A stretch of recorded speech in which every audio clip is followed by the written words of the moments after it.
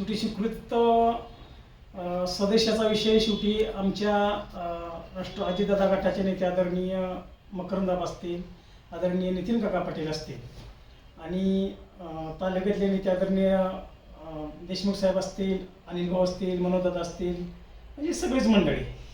तर शेवटी तुम्ही बघितलं असेल की मी पार्टीमध्ये मान तालुक्यामध्ये मी पहिला प्रवेश करणारा कार्यकर्ता आहे आणि ह्याची ही सगळी इत्तमोत माहिती आदरणीय काकांना आहे, आबांना आहे आणि तुमच्याकडून मला कळतंय की बाबा की स्वीकृत असं माझं नाव आहे की म्हणजे आतापर्यंत काय म्हणजे मला तर काय ते जाणवलं नाही, पण ठीक आहे.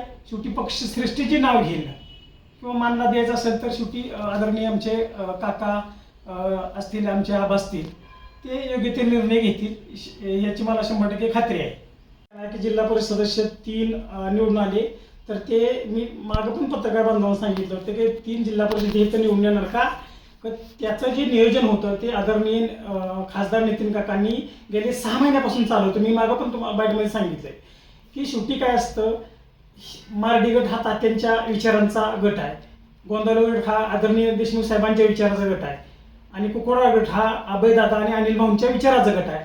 त्यामुळं थोडंसं इथं माझी तर इच्छा होती थोडंसं काय ते बिदाल गटामध्ये थोडंसं आरक्षणाचा विषय झाला किंवा एक बिदालमधला उमेदवार मिळाला नाही, तर तुम्हाला चित्र त्या बिदाल गटामध्ये सुद्धा एक वेगळं दिसलं असतं.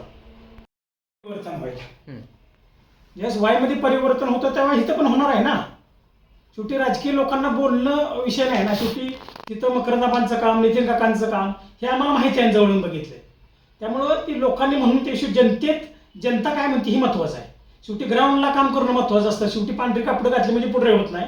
तुम्ही सर्वसामान्य जनतेचं हिताची कामं केली पाहिजे, तर एवढंच माझं मत आहे.